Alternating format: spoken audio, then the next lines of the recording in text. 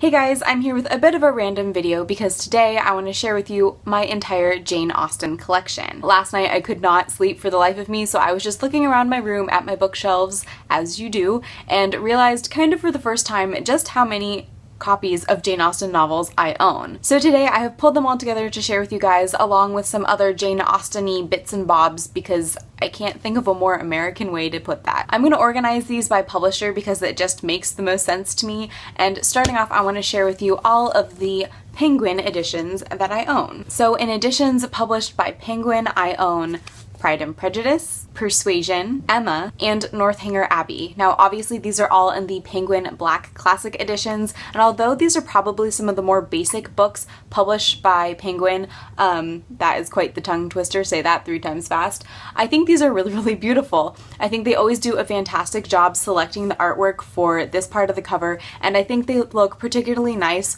on your shelves. I know that I have all of my Penguin Classic editions arranged on a specific shelf just so that I can enjoy all of the black spines. Northanger Abbey is actually the only Jane Austen novel that I read outside of a class setting, so although I really enjoyed it at the time, I definitely think I need to go back and reread this one because I wasn't reading with the same level of focus and intensity as I have all of her other works. I actually also own another copy of Pride and Prejudice by Penguin, but this is their Puffin movie tie-in edition, and although I normally don't enjoy movie covers, I actually really like this one. I think it's beautiful, and this is probably my favorite part, and I featured this in several tag videos. The Penguin editions make up the majority of my Jane Austen collection, but I also do own a few by Oxford University Press, and fun fact, this copy of Pride and Prejudice was the first Pride and Prejudice that I ever read back when I was a sophomore in high school. If you compare the two covers, I actually think I prefer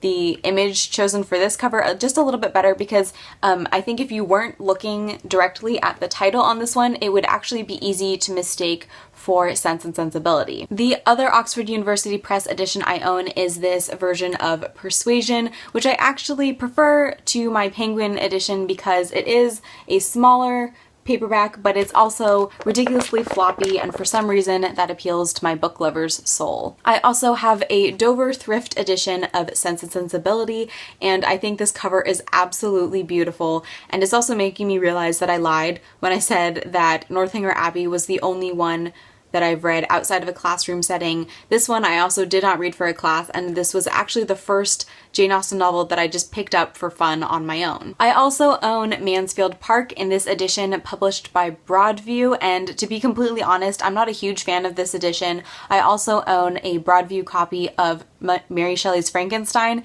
and I have similar feelings about that. They're just very heavy books.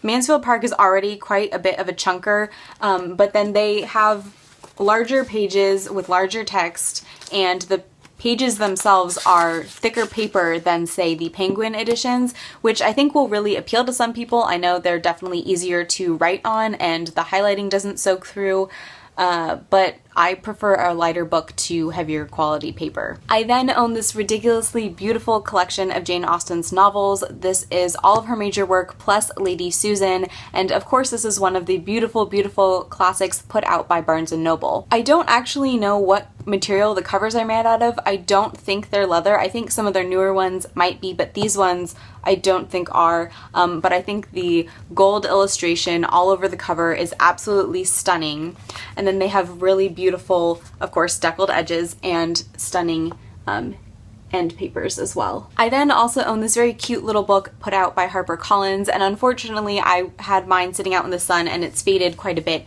but this is what they're calling Two Histories of England, and in the front they have a short history of England that Jane Austen wrote, I believe, when she was in her teens, and then in the back they have Charles Dickens' A Child's History of England. And I have to say, I have not gone through Charles Dickens' full history, but Jane Austen's is quite witty and humorous, and I think you can definitely see how she evolved into the very clever social satirist that she did. Of course, like most Jane Austen fans, I am also a huge fan of movie and TV show adaptations of her work, and I do own a few.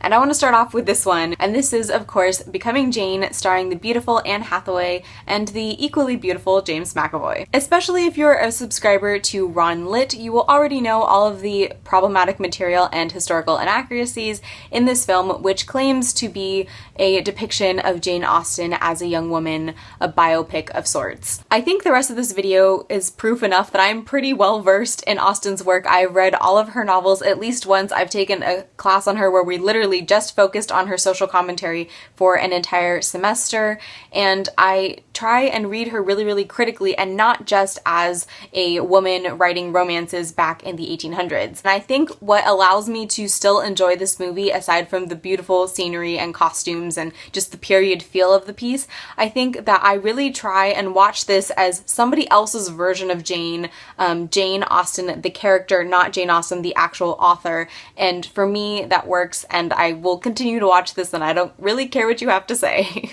Now, before you all cringe and click away, I also own a copy of the BBC version of Pride and Prejudice. I think this is probably my favorite version of Pride and Prejudice, my favorite adaptation. I also have this incredibly designed little notebook with a Jane Austen quote on front. It says, "There's no enjoyment like reading."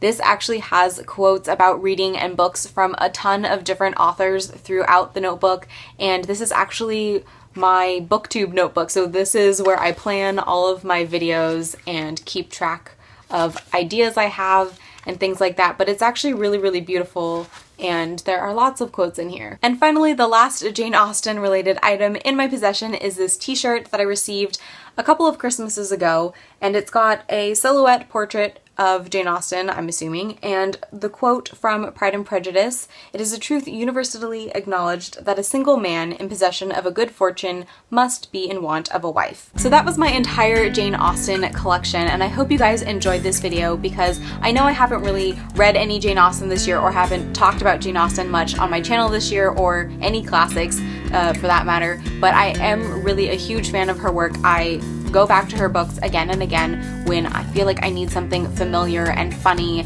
and clever, and I just wanted to share the love. So that's all I have for the video. Thank you guys so much for watching. I hope you're having a fantastic day, and I will see you next time. Bye!